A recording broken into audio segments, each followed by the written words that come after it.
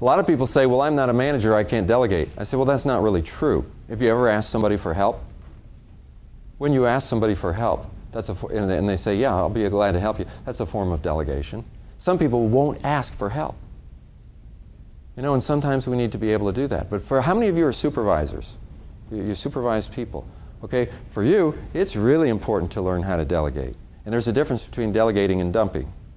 Dumping is taking the stuff that you don't want to do and just throwing it on somebody else. Delegating takes work, because real delegation means that you're going to train this person, and it's easier just to do it yourself. And a lot of people say that. It's easier to do it myself. And so then they say, I'm overloaded and I can't get things done. And I say, well, what could you delegate? And they can't think of anything. And I start challenging them. Yes, there are some things. If we wanted to develop some of the people on your staff, are there some things that if they could learn how to do this as well as you, that would really be developmental for them? Okay, that's a candidate for delegation. But it's hard to let go of some of those things. It's hard to change your habits, whatever they are. If you're the type of person that doesn't want to ask somebody for help because I don't want to burden them, this is a problem. This is a habit that you have.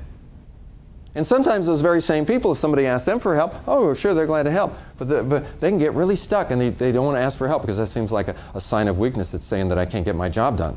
So I don't want anybody to think that. But then they're dropping balls. And we have habits in all kinds of different areas, and the habits that we have, which can be communication habits, time management habits, are keeping us from being as productive as we could be. This is an old Victrola record player. I use it as a symbol. You get a scratch on a record, it keeps playing the same thing over and over again. And the definition of insanity is what? Okay, yes, and that Einstein came up with that little quote, that little gem. He realized as a scientist that if you keep doing the same experiment the same way, you don't learn anything new. And we have to experiment. We have to break out of the mold. We have to break out of the habits in order to learn anything new or achieve anything new.